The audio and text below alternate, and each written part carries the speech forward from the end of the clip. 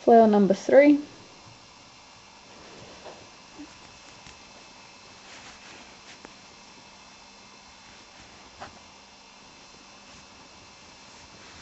We want to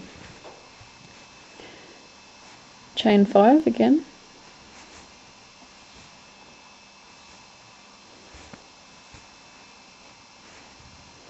and joining to our first stitch with a slip stitch,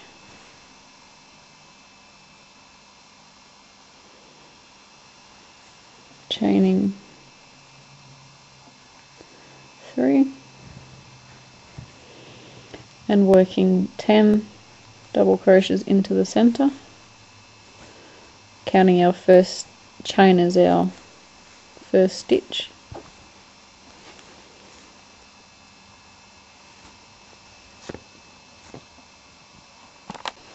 After we have our 10, we want to slip stitch into the top of the chain,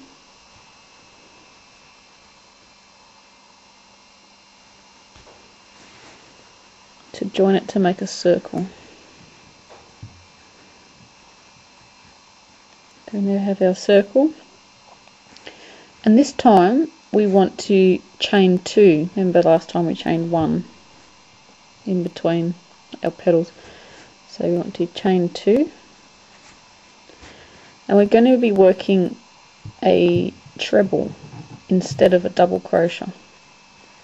So wrapping our yarn twice, going into the next stitch,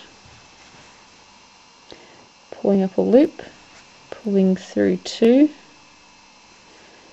wrapping and pulling through 2, wrapping and pulling through 2.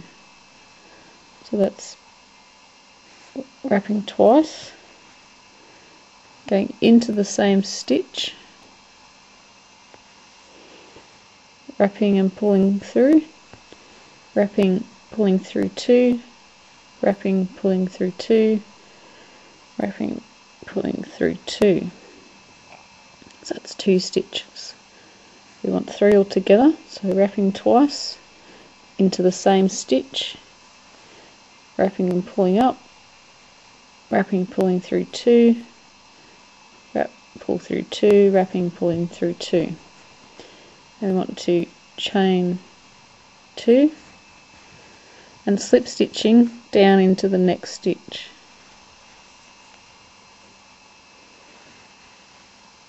And by using that treble, that is going to give us a bigger petal, and it will stick out behind our yellow one. So chaining 2, wrapping twice, going into the next stitch and completing our treble. And we want to put 3 of these into the same stitch.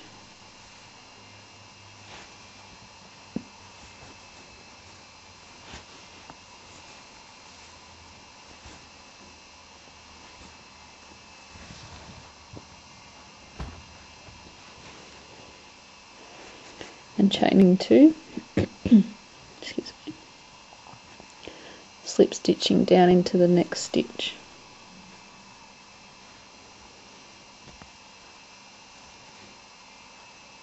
And chaining 2, wrapping twice, going into the next stitch, working 3 trebles,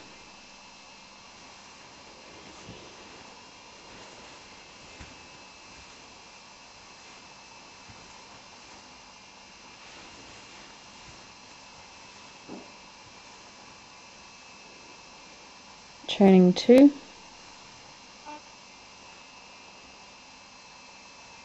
going down into the next stitch with a slip stitch, chaining 2, wrapping twice, going into the next stitch, completing 3 trebles,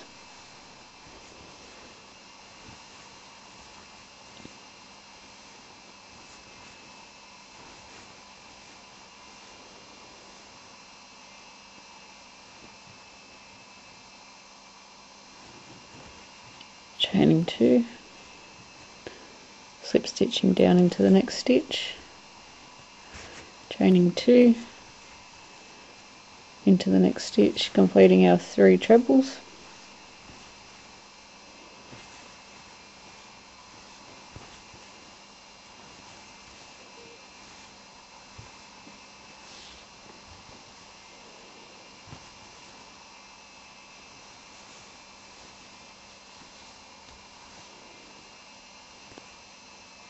Making sure it's only 3 and not 4, and then chaining 2 into the next stitch with a slip stitch. That's it.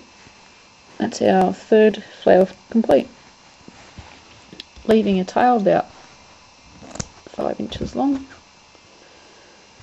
pulling out, pulling to secure. So we now have 3 flowers that are all different sizes. Now we just want to grab one of our tails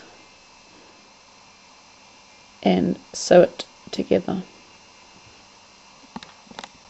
At the end of each flower I've said to leave 5 inches of your tail, but now I've realised that we don't need to. Only one of them we need to leave, so it could be the last one or the first one, just leaving a long tail, because obviously we only need 1, so now I have 3. So that was just a little mistake of mine, so just leave 1, maybe do it on your first one, and then we need to sew them together. So I've sewn in all my ends for my flowers, and now we want to sew them together. Now you can make them so that they line up, the petals line up in the same direction, or you can sew them so they're off center. Completely up to you, of course, your project, so you make it how you want to. So lining them all up, I threaded my needle, and we're just going to sew them all together. So going through all 3 layers with your yarn,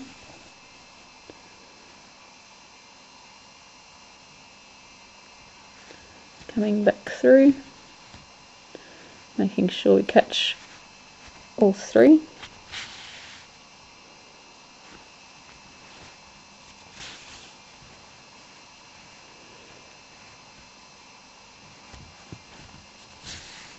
Now these can be attached to pretty much anything that you can sew it to. You could sew it to a hair clip or a headband,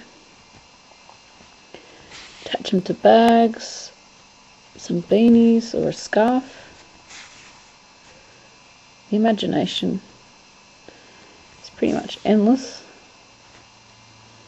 You can make them into fridge magnets. There we go. Turn it all together, and if you are going to sew it onto something, don't forget, leave the tail, don't cut it off, so that it can be attached to the item that you want to attach it to.